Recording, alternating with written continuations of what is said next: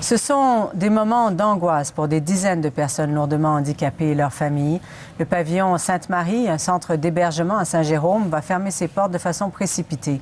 Un véritable traumatisme pour les familles et certains résidents démunis et incapables de communiquer. Ève Couture. Ces familles lancent un cri du cœur et espèrent qu'il sera entendu jusqu'à Québec. Depuis quelques jours, leur vie a complètement basculé. Elles devront, d'ici 4 semaines, trouver un nouvel endroit pour leurs proches handicapés. Louise Autier a un fils de 35 ans qui est polyhandicapé. Après plusieurs mauvaises expériences, elle avait enfin trouvé un endroit parfait pour lui. Depuis une quinzaine d'années, tout allait bien au pavillon Sainte-Marie. Elle se retrouve maintenant dans un cul-de-sac. Lui, il a la chance d'avoir une mère qui est à moitié folle de rage, qui va le ramener à la maison. Mais il y en a d'autres qui sont plus vieux que moi ici. Il y a des parents de 70 ans. Je pense pas qu'ils vont ramener leur fils de 35 ans qui paye 170 livres à la maison, là.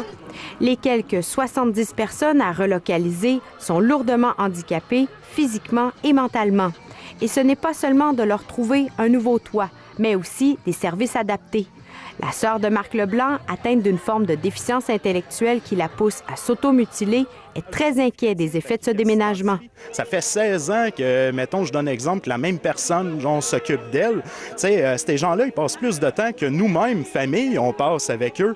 Donc, du jour au lendemain, c'est comme si c'est un deuil qu'ils ont à vivre. Le député péquiste de la région, Pierre-Carl Péladeau, dénonce vivement ces compressions qui, selon lui, touchent encore les plus vulnérables de la société. C'est complètement inacceptable. Vous savez, nous sommes en 2016. Il y a quelque chose qui s'appelle la dignité, il y a quelque chose qui s'appelle le respect, il y a quelque chose qui s'appelle autre chose qu'agir de façon ignoble et odieuse comme ça s'est fait.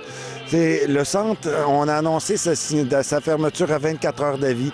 Les raisons évoquées pour cette fermeture précipitée ne sont pas claires. Les familles des résidents espèrent encore que le gouvernement reviendra sur sa décision. Dès lundi, les premiers patients commenceront à déménager. Ici Ève Couture, Radio-Canada, Montréal.